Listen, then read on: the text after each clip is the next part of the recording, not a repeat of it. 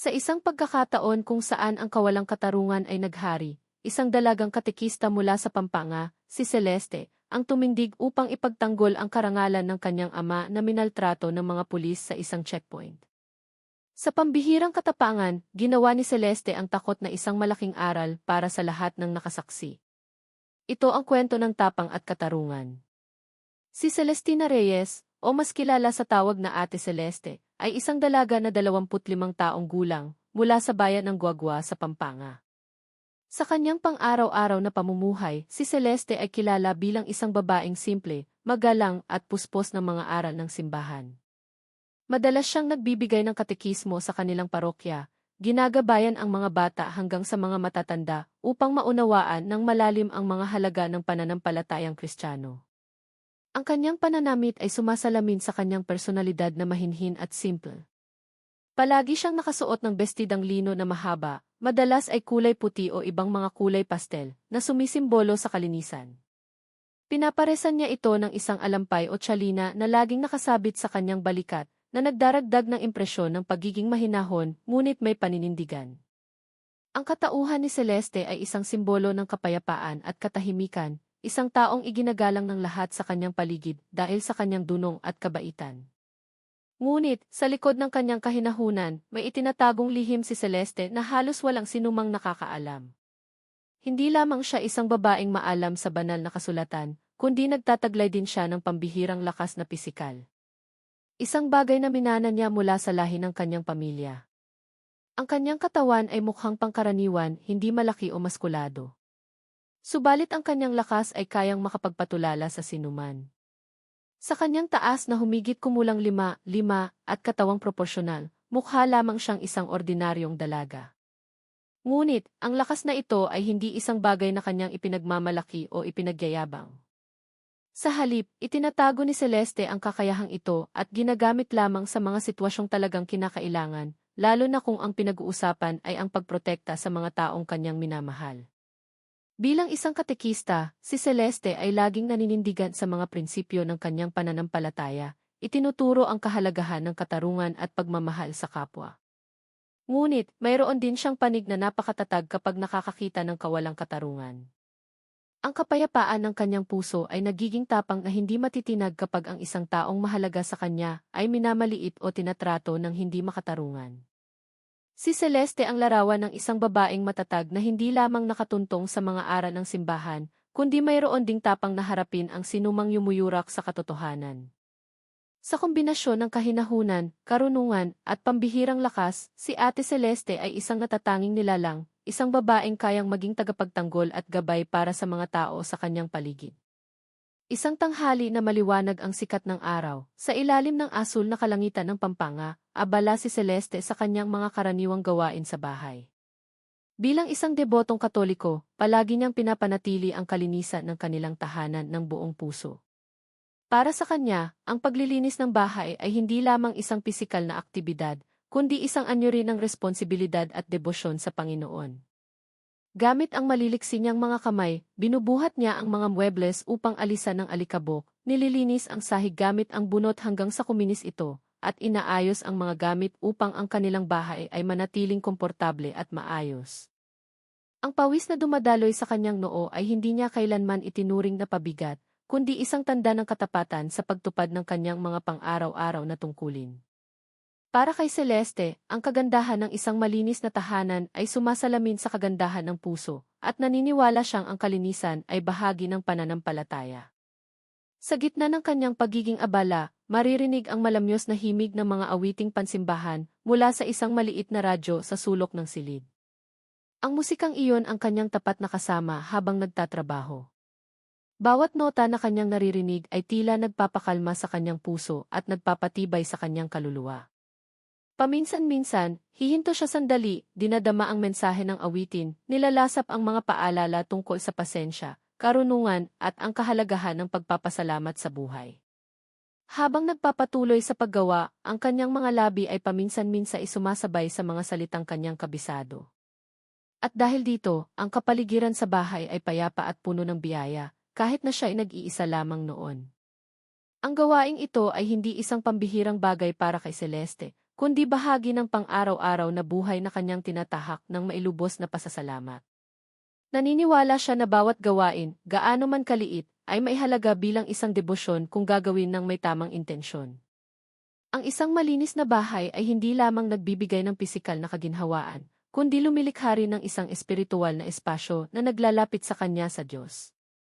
Sa kanyang abalang araw, nakahanap siya ng kapayapaan, nagpapatibay ng ugnayan sa may kapal, at nagtatanim ng pasasalamat para sa lahat ng biyayang ipinagkaloob sa kanya. Ang simpleng gawaing ito ay isa sa mga paraan ni Celeste upang mapanatili ang balanse sa kanyang buhay sa pagitan ng mga responsibilidad sa mundo at ng kanyang espiritual na ugnayan sa Panginoon. Sa gitna ng tahimik na pang-araw-araw na gawain, biglang binasag ng tunog ng nagriring na cellphone ang konsentrasyon ni Celeste. Ibinaba niya ang basahang kanyang ginagamit, saka inilahad ang kamay upang kunin ang cellphone na nakapatong sa mesa. Ang pangalan ng kanyang ama ang malinaw na nakasulat sa screen, na nagpangiti ng bahagya kay Celeste sa una. Ngunit, ang ngiting iyon ay dahan-dahang naglaho nang marinig niya ang tono ng boses ng kanyang ama sa kabilang linya. Ang boses na karaniwang mahinahon at puno ng otoridad ay ngayon ay nanginginig, na tila may pinipigil na isang mabigat na bagay na sabihin. Celeste, anak, hinuli ako ng pulis, sabi ng kanyang ama sa mababang tono, ngunit puno ng bigat. Natigilan si Celeste sandali, sinusubukang unawain kung ano talaga ang nangyayari. Sa kanyang isip, ang paghuli ng pulis ay karaniwang bagay, ngunit ang tono ng boses ng kanyang ama ay nagbigay sa kanya ng kaba.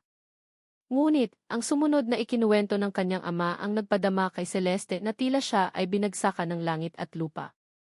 Sa boses na lalong nanginginig, isinalaysay ng kanyang ama kung paano hindi lang siya hinuli kundi minaltrato pa ng mga pulis sa kalsada. Nangungutong sila, Celeste. Pero nang sabihin kong wala akong pera, nagalit sila. Itinulak nila si tatay hanggang sa matumba ako, sabi ng kanyang ama. Nang marinig iyon, nagsimulang manginig ang kamay ni Celeste na maihawak sa cellphone. Nanatili siyang tahimik, ngunit sa katahimikang iyon ay may isang bagyo na nagsisimulang mamuo sa kanyang puso.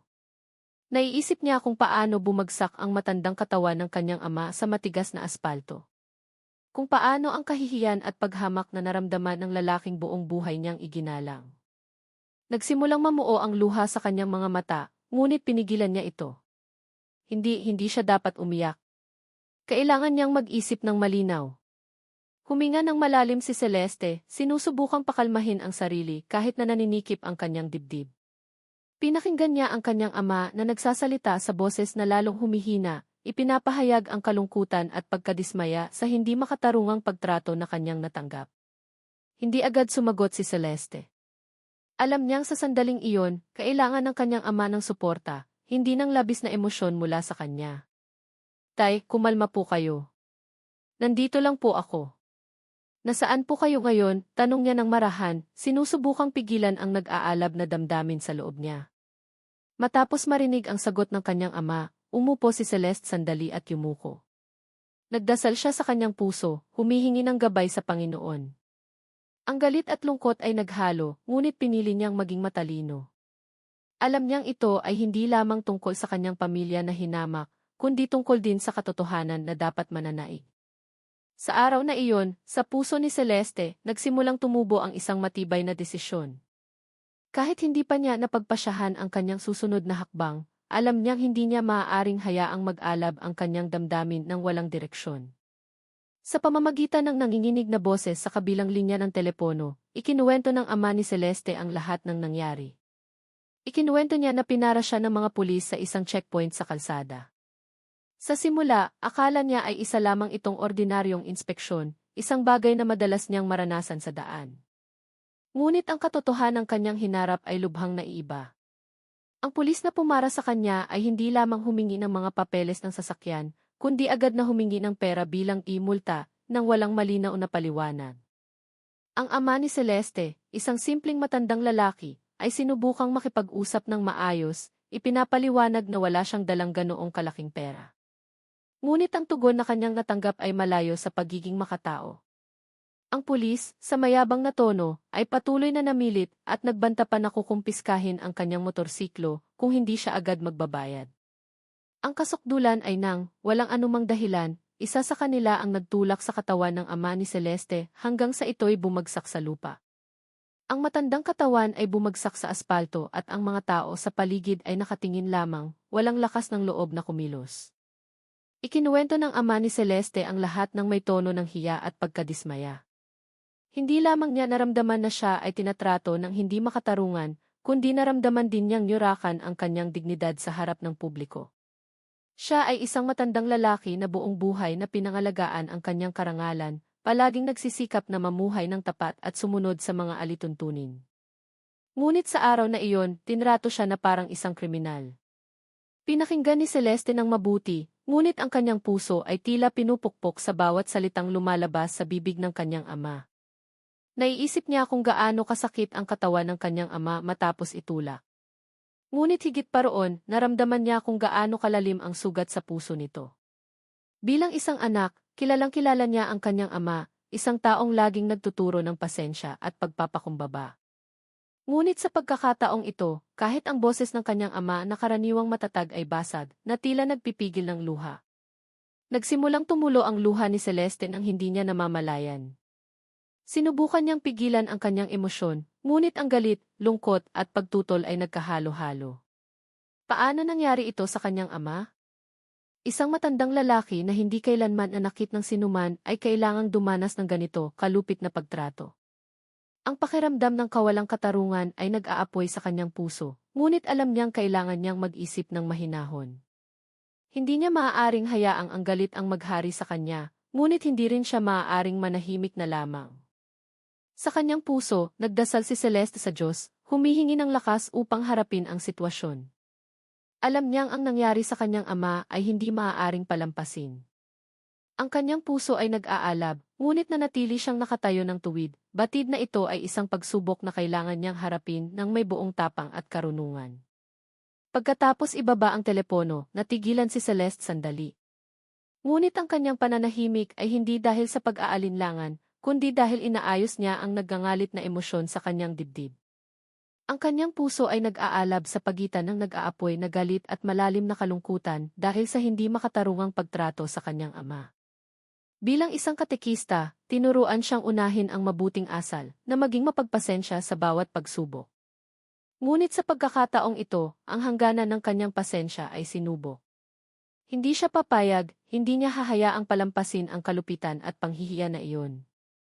Nang may buong determinasyon, tumayo si Celeste mula sa kanyang kinaupuan. Alam niya ang dapat niyang gawin. Hindi siya mananahimik habang niyuyurakan ang karangalan ng kanyang ama. Nagmamadaling nagtungo si Celeste sa kanyang silid, isinuot ang kanyang karaniwang damit, isang puting bestida na sumisimbolo sa kanyang kalinisan at katatagan, at isinukbit ang kanyang alampay na nagbibigay impresyon ng pagiging mahinhin, ngunit may paninindigan. Kinuha niya ang kanyang maliit na bag, sinuri ang cellphone at sinigurong handa na ang lahat.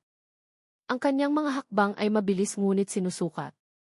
Sa kanyang puso, patuloy siyang nagdarasal sa Panginoon na bigyan siya ng pasensya, na hindi sana maghari ang galit sa kanyang isipan. Ngunit kasabay ng kanyang panalangin, may isang determinasyon na lalong tumitibay sa loob niya. Hindi niya hahayaan ang sinuman, kahit pa mga otoridad, na maliitin ang kanyang pamilya. Ang kanyang ama ay ang lalaking kanyang iginagalang at minamahal. At sa araw na ito, tatayo siya sa tabi nito, ipagtatanggol ang karangalan ng kanilang pamilya. Habang mabilis pa rin ang tibok ng kanyang puso, pinaandar ni Celeste ang kanyang motorsiklo at mabilis na umalis ng bahay. Ang mga kalsada ng Guagua na karaniwang tahimik ay nilakbay niya ng may di pangkaraniwang bilis. Ang kanyang isip ay nakatuon sa isang layunin. Ang lokasyon ng checkpoint kung saan minaltrato ang kanyang ama. Sa buong biyahe, ang hanging sumasalpok sa kanyang mukha ay tila nagpapabilis ng tibok ng kanyang puso. Patuloy siyang humihingi ng tulong sa Diyos, humihingi ng lakas upang harapin ang anumang naghihintay sa kanya roon. Kahit na ang kanyang dibdib ay puno ng nag-aalab na galit, sinisikap pa rin niyang mapanatili ang kanyang kahinahunan. Alam niyang ang kanyang mga kilos ay dapat nasa tamang landas. Sa araw na iyon, sa ibabaw ng kanyang motorsiklo, si Celeste ay hindi lamang isang katekistang malumanay at mapagmahal, kundi isang anak na handang ipaglaban ang karangalan ng kanyang pamilya hanggang sa huling hininga. Pagdating ni Celeste sa lokasyon ng checkpoint, agad siyang sinalubong ng maingay na sitwasyon sa kalsada. Isang grupo ng mga tao ang nagkukumpulan sa paligid ng lugar, karamihan ay mga motorista na pinahinto ng mga pulis. Ngunit walang makabuluhang ingay. Tanging mga blangkong tingin at nagtitimping galit mula sa mga motoristang naipit sa sitwasyon. Huminto ang motorsiklo ni Celeste sa gilid ng kalsada at ang kanyang paningin ay agad na napunta sa isang pamilyar na anyo. Doon, sa gilid ng daan, nakita niya ang kanyang ama na nakaupo sa lupa, na may katawang mukhang pagod at nakayukong mukha. Ang damit ng kanyang ama ay medyo marumi habang hawak-hawak nito ang kanyang tuhod na tila may iniindang sakit. Hindi na kailangan ni Celeste ng karagdagang paliwanag upang maunawaan na ang kanyang ama ay dumanas ng pagtratong hindi nararapat. Lalong nanikip ang kanyang dibdib nang makita ang kalagayan ng ama, ngunit sinubukan niyang pigilan ang sarili upang manatiling kalmado. Sa matatag na hakbang, bumaba si Celeste mula sa kanyang motor at naglakad palampas sa mga taong nanonood ng pangyayari. Ilang tao ang nagsimulang mapansin siya, nakikita ang isang babaeng nakasuot ng puting bestida na may alampay na naglalakad ng may buong kumpiyansa. Ang kanyang mukha ay hindi nagpapakita ng anumang takot. Tanging isang matalim na tingin na puno ng pinipigilang galit. Lumapit siya sa kanyang ama at lumuhod sa tabi nito. "Tay, kumusta po kayo?" tanong niya sa malumanay na boses, kahit na nag-aalab ang kanyang puso. Itinaas ng kanyang ama ang mukha ng dahan-dahan, sinubukang ngumiti ng bahagya upang pakalmahin si Celeste, ngunit ang guhit ng pagkadismaya sa kanyang mukha ay malinaw na nakikita. "Ayos lang ako, anak." "Medyo masakit lang," sagot niya ng marahan, kahit na hindi maitago ng kanyang boses ang hiya at paghamak na kanyang naramdaman. Matapos matiyak na hindi malubha ang kalagayan ng ama, tumayo si Celeste at tumingin sa direksyon ng mga pulis na nakaduty. May 4 na pulis doon, ngunit ang tingin ni Celeste ay agad na napako sa isa. Isang pulis na nakatayo na nakakrus ang mga braso, mayabang ang mukha at walang bahid ng pagsisisi. Lumapit si Celeste sa kanila. Ang kanyang tingin ay matalim na parang mata ng agila na nagmamasid sa kanyang biktima. Ang tunog ng kanyang mga hakbang na matatag at puno ng kumpiyansa ay nagtulak sa ilang tao sa pulutong na mas lalong pagtuunan siya ng pansin. Ang mayabang na pulis ay tumingin kay Celeste na may mapangmaliit na ekspresyon na para bang hindi sineseryoso ang presensya ng isang dalagang tulad niya.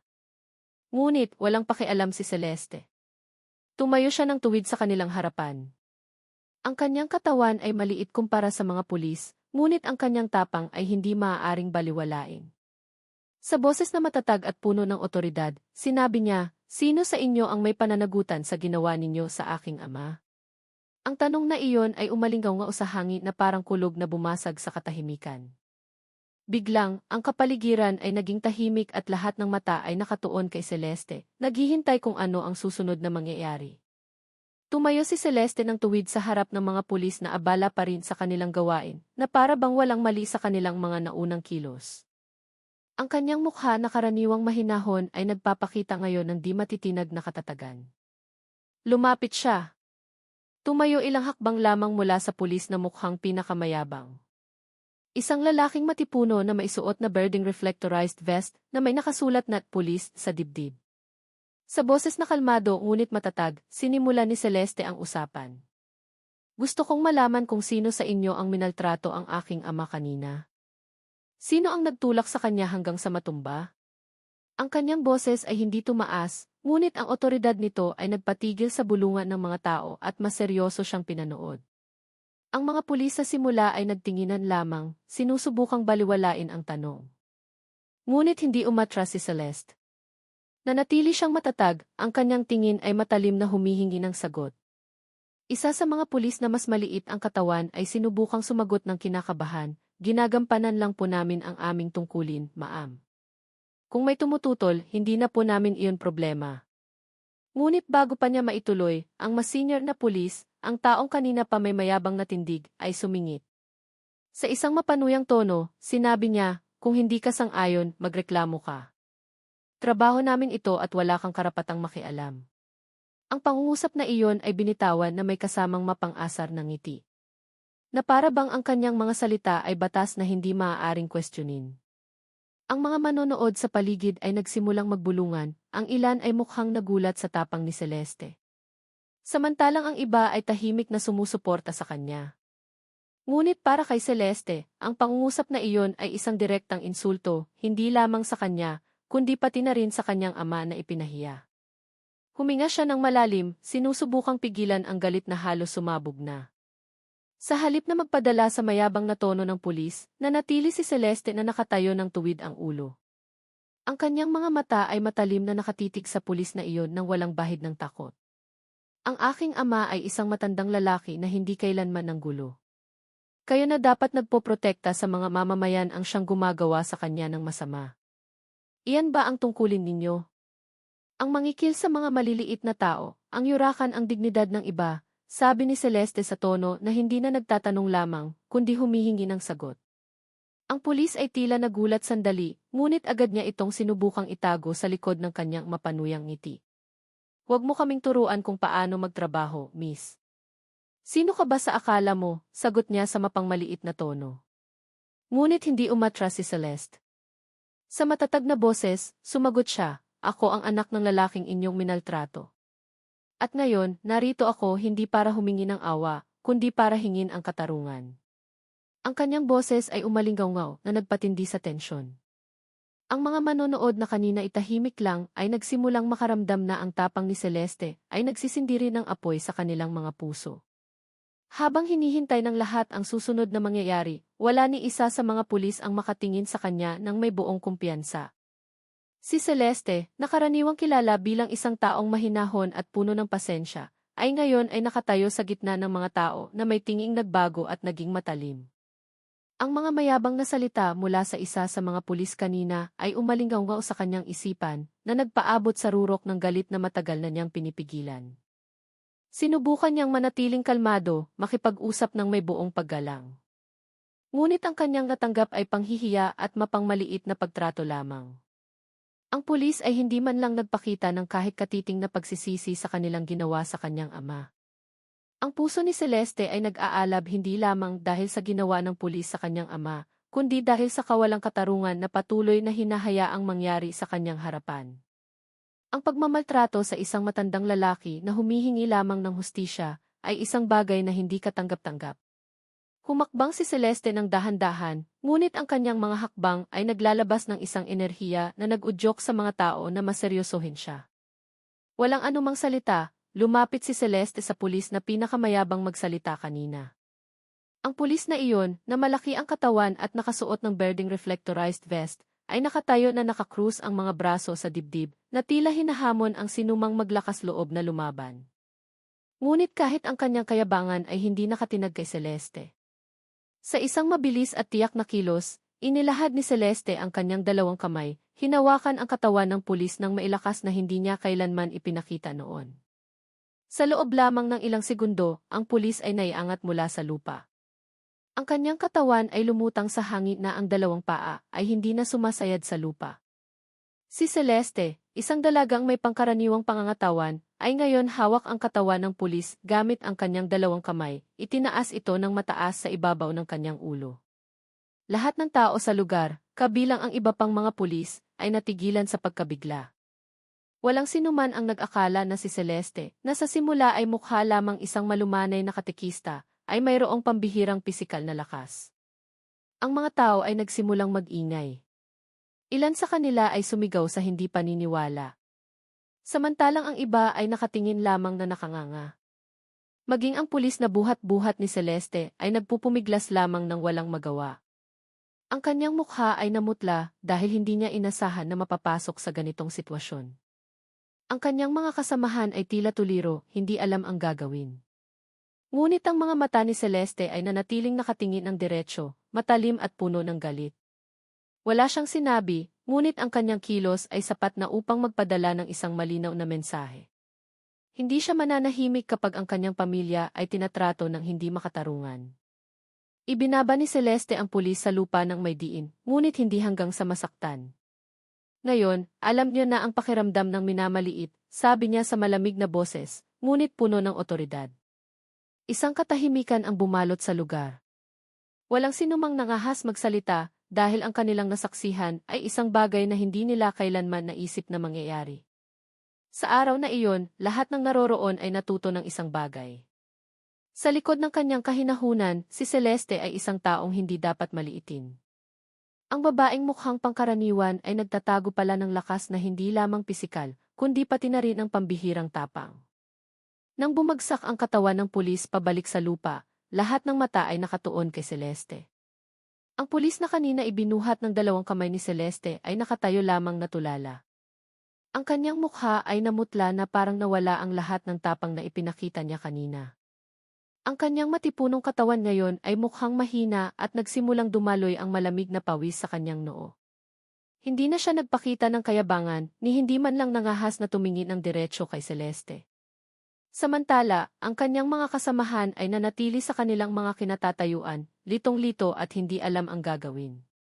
Alam nilang ang nangyari ay isang bagay na hindi inaasahan, isang bagay na hindi nila maipaliwanag. Ang dalagang sa simula ay minamaliit nila ay nagpakita ng isang pambihirang panig na nagpatahimik sa kanilang lahat sa takot at malalim na kahihiyan. Sa kabilang banda, ang mga tao na mula pa sa simula ay nanonood ng pangyayari ay nagsimulang mag-react sa pamamagitan ng sigawan at palakpakan. Ilan sa kanila na kanina itahimik lang at takot magsalita ay ngayon ay naglakas loob na ipahayag ang kanilang paghanga sa katapangan ni Celeste. "Hanep, ma'am!" Iyan ang nararapat sa kanila, sigaw ng isa mula sa mga tao. Ang iba pang mga boses ay nagsimulang umalinggaw, sumusuporta sa matapang na pagkilos ni Celeste laban sa kawalang katarungan. Naramdaman nila ang kasiyahan na makitang ang mayabang na pulis ay napahiya sa harap ng publiko. Dahil marami sa kanila ang marahil ay nakaranas na rin ng mapang-abusong pagtrato mula sa mga otoridad. Ang ginawa ni Celeste ay naging simbolo ng paglaban na matagal nang nasa kanilang mga puso lamang.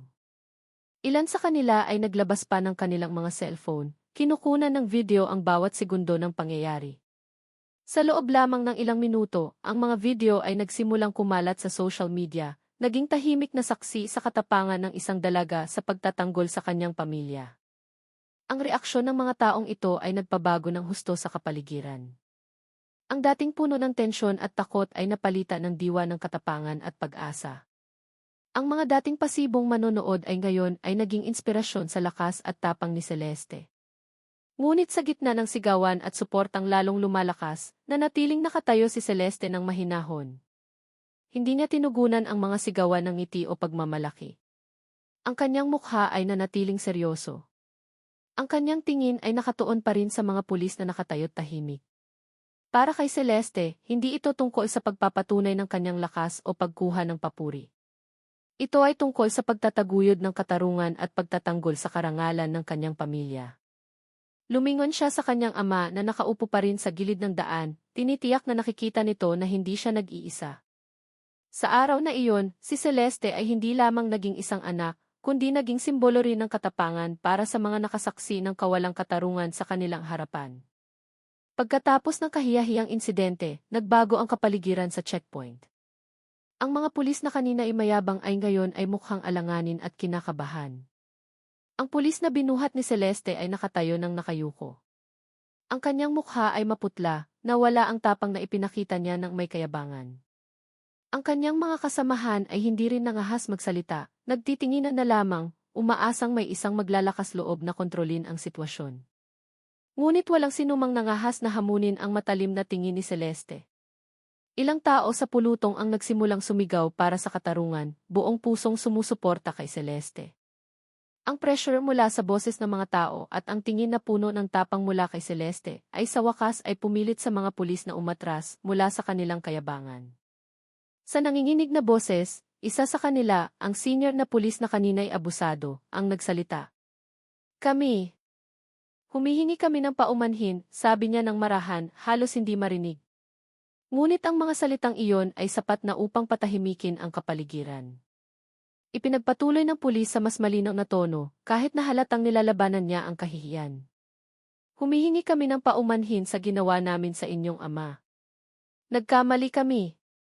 Hindi namin dapat ginawa iyon." Pagkatapos ay inilabas niya ang perang sa pilitang kinuha nila mula sa ama ni Celeste at isinauli ito ng may nanginginig na kamay. "Ito po ang perang kinuha namin kanina. Ibinabalik po namin."